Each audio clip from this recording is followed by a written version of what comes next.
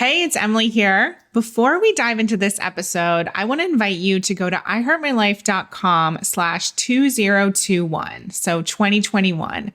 We've put together an incredible New Year's guide for you to support you in really uncovering what worked this year, as well as plan to reach your big goals in 2021. This is completely complimentary, but it's really going to support you in getting clarity around what you want for 2021 and how to actually make it happen.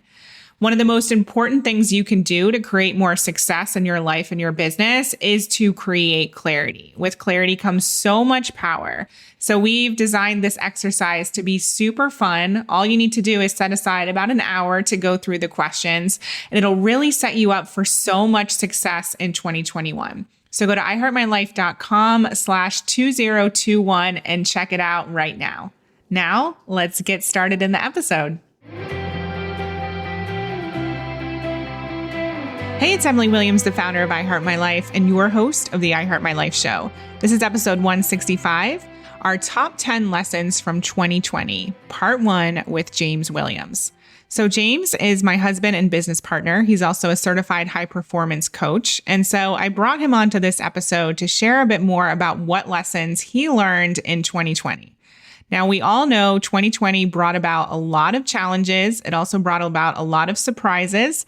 And so both of us have a long list of lessons to share with you on this episode.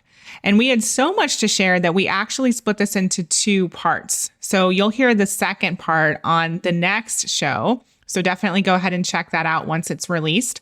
But for now, I'd love for you to dive into this one where we're sharing our first 5 of 10 lessons.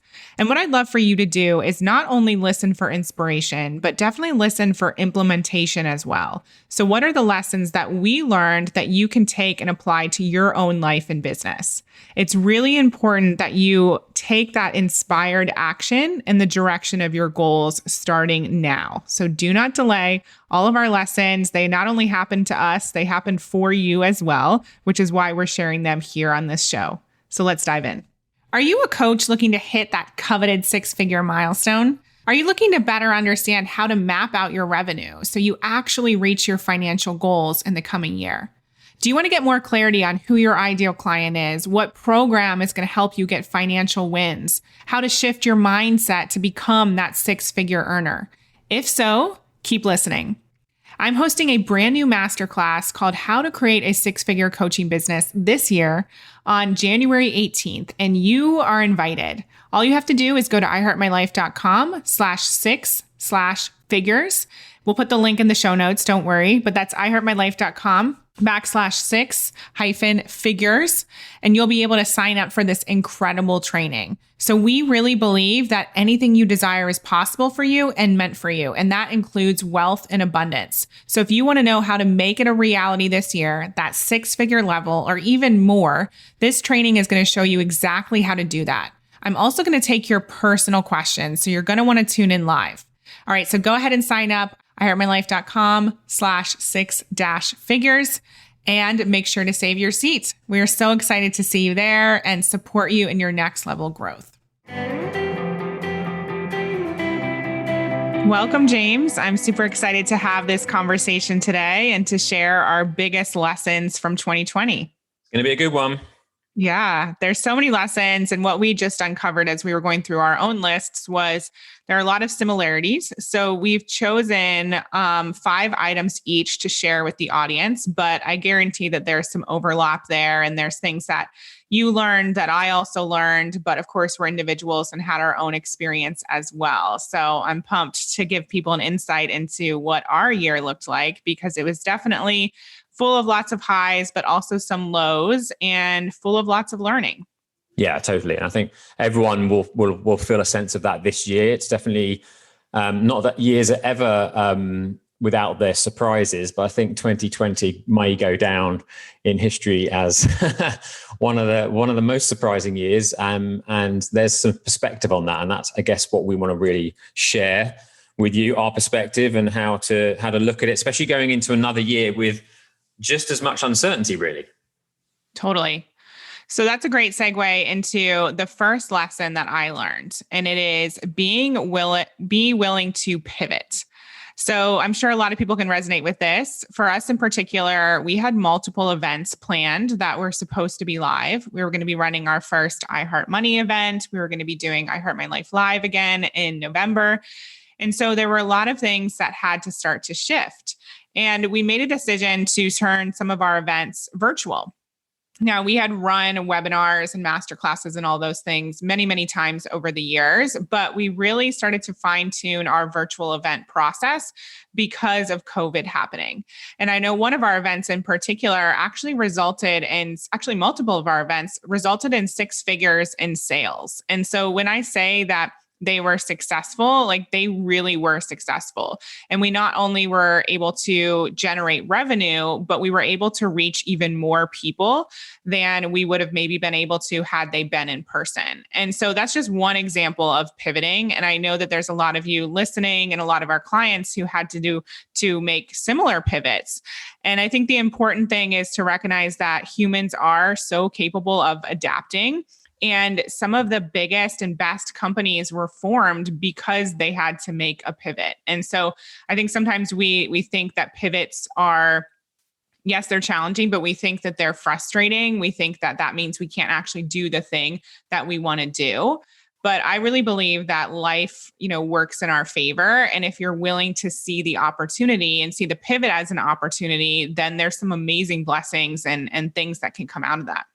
Totally. Yeah. I mean, it really is so important. It actually clears a really good segue into my first thing, and so the lessons we learned this year were absolutely fantastic. And I think you and I, being people that practice what we preach, we're pretty set up for that in terms of how we intentionally go about our lives and how we move forward.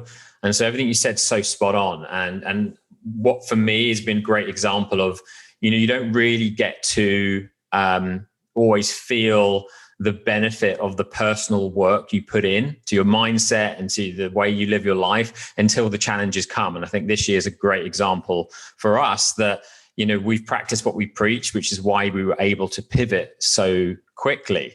So just a little bit of a pat on the back for us there, which is really important, right? That's a great perspective. I never thought about it that way. Like in the midst of challenge, you can really see how strong you are, but you can also see obviously the growth edges and where you need to, put in some work. I love that. Yeah, totally. So that brings me to my first point, which is get clear on your goals and your purpose. And the reason for this is that when you're clear on your purpose, right, and how they relate to your goals, you realize that the process by which you move forward on your purpose and hit your goals can be a multitude of things, which means you're able to pivot quickly. Because if you're not clear about the real purpose and you're so attached to a thing happening in a certain way with a certain process, then you're in danger of being so thrown off when what the world happens, right? When challenge happens, that it really slows down your ability to pivot. Being so attached to our purpose this year, which is ultimately serving those incredible visionaries that want to create something or leverage what they've created and live a life better than their dreams. That's part of that huge purpose. And so whether it be a live event or a new online event or whatever, the purpose didn't change. And so being very clear on what the goal was for 2020 and what the purpose of it was, that never changed. That never changed this year. It just happened in a different way. And so I think getting clear on that for yourself, really thinking about 2021 and what is the goal and how does that relate to my purpose in life, will mean that, whatever happens, you can pivot quite easily because nothing can take away what your purpose is or what your goals are if you are really, really clear on that and you move from that.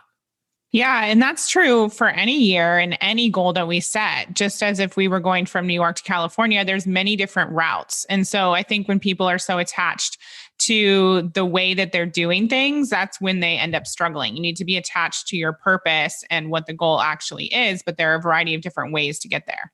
Mm-hmm. And it's an interesting conversation purpose. I think a lot of people don't actually know what their purpose is. They think their purpose is the result. Right? Like my purpose is to earn this amount this year or to reach this many people this year. your purpose is bigger than that, right? It's like the legacy that you leave behind, the legacy that you live, something that's bigger than you, that no matter what happens in the world, you can still exercise that purpose with a multitude of activities. That's just redefining what I've talked about just now. Yeah, great. Okay, so my second lesson personally is keep it simple. So I'm definitely one of those people who is a multi-passionate entrepreneur. I want to do all the things. I've done so many things. I recently had a few coaches come into our company and just take a look at all of our courses and all of our marketing. And they said they had never seen so many courses and so many programs created in such a short amount of time. And I'm not saying that, like a badge of honor, because that's not necessarily a good thing. What I realized this year is that there's a lot of validity and a lot of amazing things that can come from keeping it simple, especially when it comes to programs that you're putting out into the world or things that you're selling.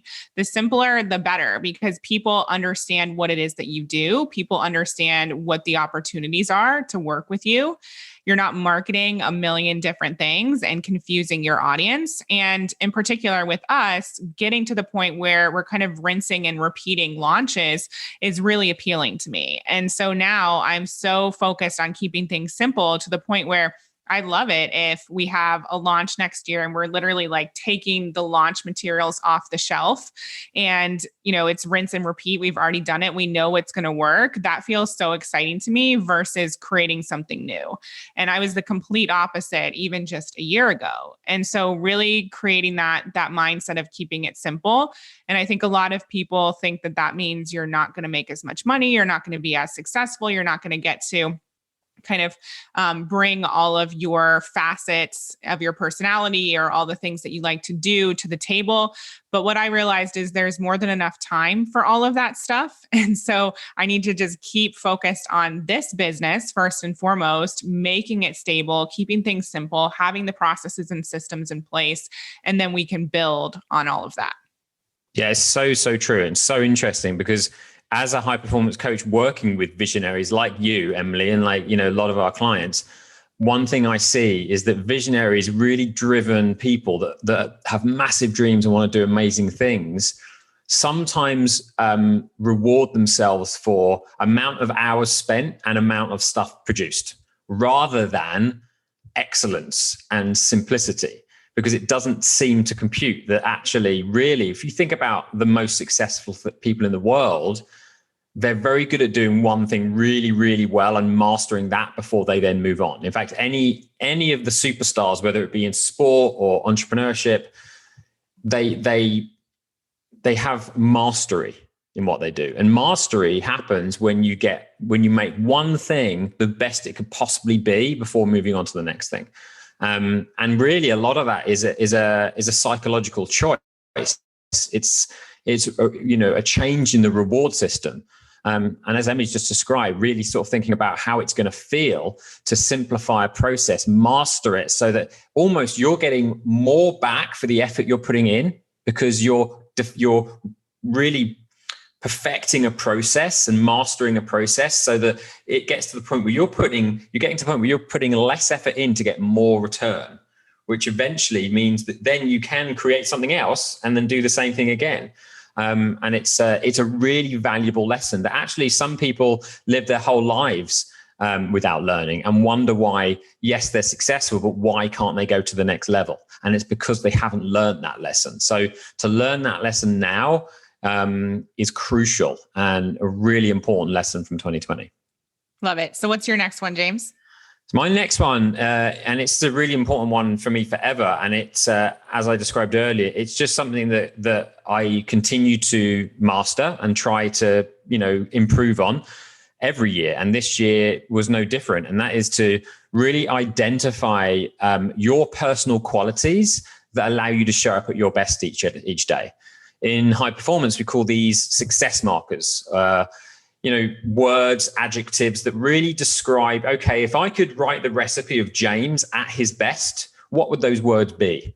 If I could write myself an instruction manual that I look at in the morning and say, yep, when James is passionate and vibrant and bold, or maybe present, when he shows up each day, he makes better choices. He produces things with more excellence, and he is more conscious and intentional as he moves through his day.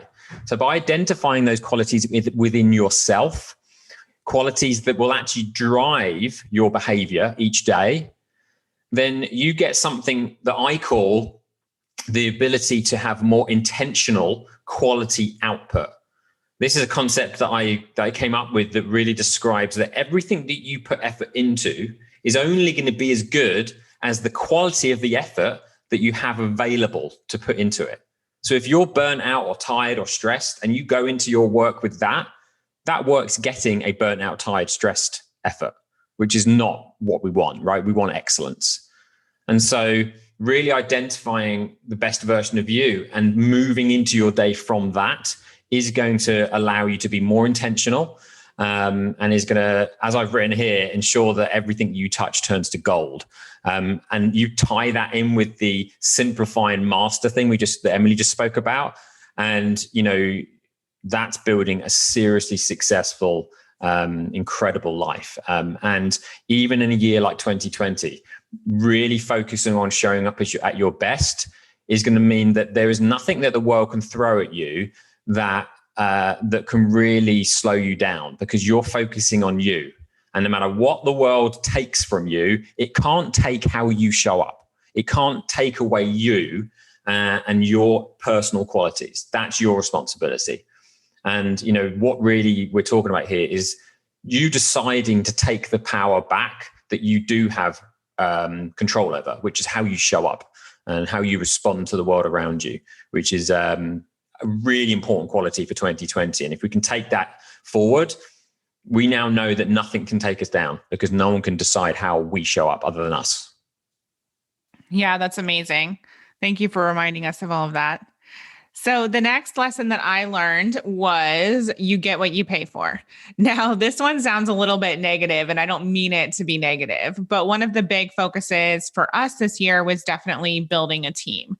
And so what I realized very quickly was essentially you get what you pay for. And for those of you who don't have a team, maybe you've recognized this in the support you have in your life and your business. Maybe you signed up for a $47 masterclass and it got you some incredible information, but of course, it didn't give you everything that you need. Maybe then you invested in a mastermind like ours, which is 5 figures, and you realized, okay, awesome. So I'm getting what I'm paying for because this is amazing. And it's supporting me in a holistic way in every single area of my life and business. And I've definitely seen that with coaches and other things that I've invested in. But for me, team was a big factor this year. And I realized that I was done working with people who were amateurs, and that our company deserved to work with experts. And you have to pay to get expert attention, expert guidance. And it just finally hit me one day that I'm just done kind of paying the lower rates, because that's not in service to our clients. That's not in service to the vision of the company. And I need to start walking my talk and make decisions based on where we want to be, not from where we currently are. And there's a happy medium, of course. I'm not going out and spending every single penny we have on team, but I am setting a standard and a precedent for the type of people we want on our team, because ultimately when you hire people who aren't the exact right fit for the company, or their expertise is not where it needs to be, well, they end up not working out anyway. And then you're back to the drawing board, and it costs you even more time and money.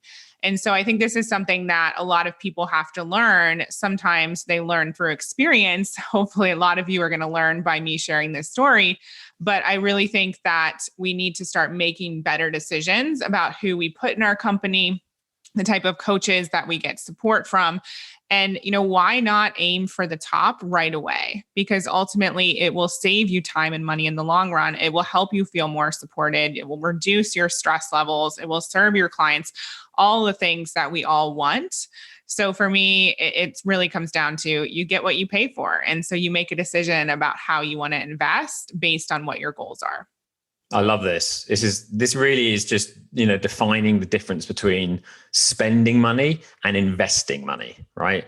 And we can even take it further. Like money is really another form of energy in a lot of ways. What you invest time wise, financially wise, you get back, right? The more you invest, the more you expect to get back. If you put in the work, obviously. I mean, I invest time and effort in the gym, and as long as I invest the effort and the time as well, I'm going to get back what I put in. And so it's the same with investing in team, investing in coaches, that if you invest in a higher level, and then you match that with the effort and the work that you do with that higher level, you're going to get back obviously a lot more than you put in. And so it's such an amazing lesson around investment, and whether it is team or whether it is self-care or anything, it's such an important and an amazing lesson to learn.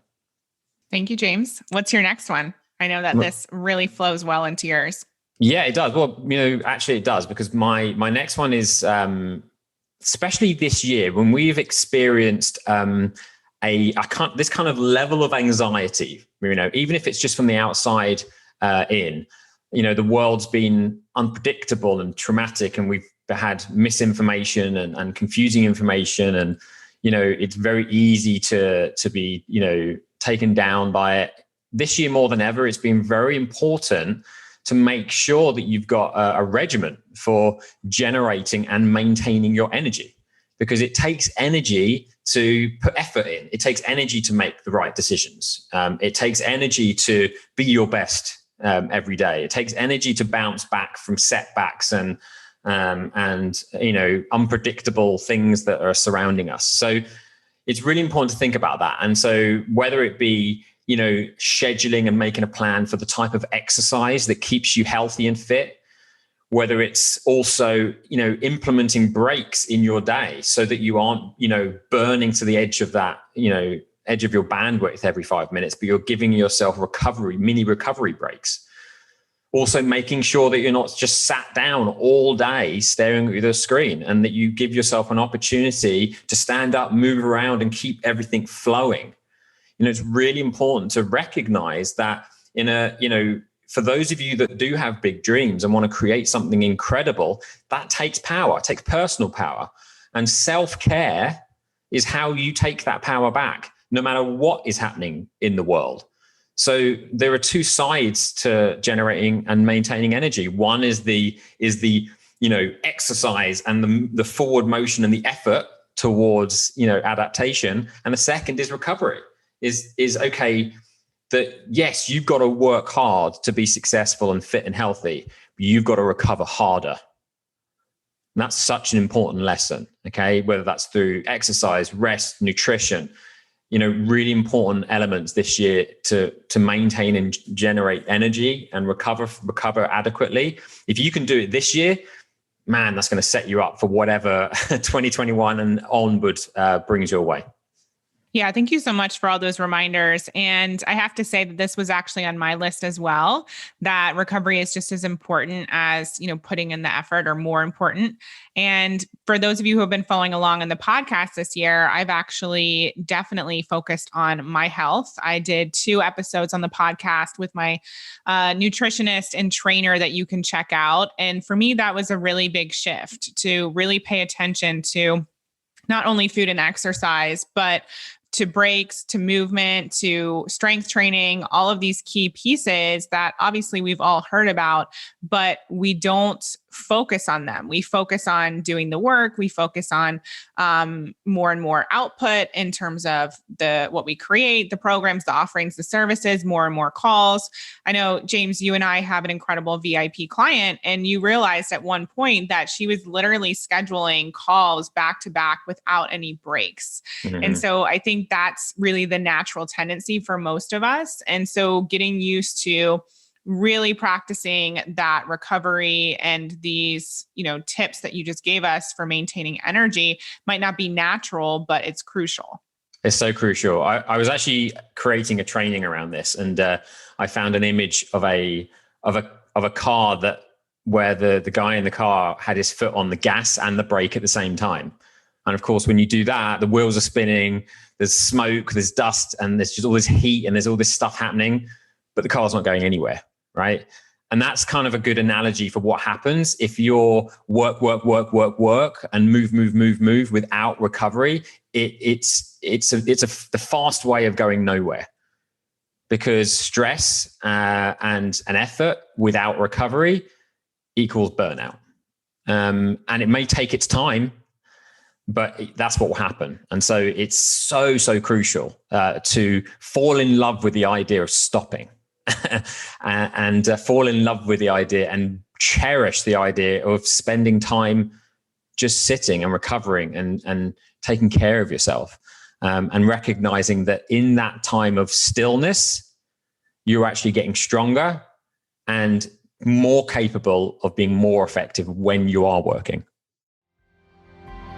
Oops, that's all we're going to share right now. You're going to have to tune in to episode 166 for part 2 of our incredible 10 lessons series.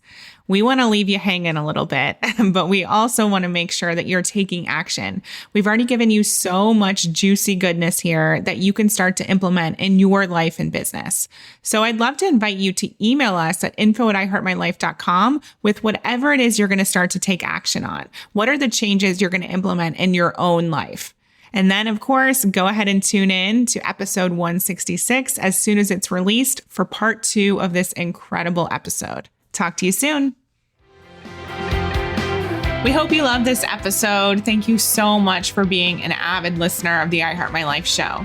Take a second and leave a review. It would mean so much to us, and we read all of them. And for further inspiration and life and business tips about creating a life that you love and achieving massive success, definitely follow us at I Heart My Life on Instagram and at I Heart My Life Now on Facebook. See you next time.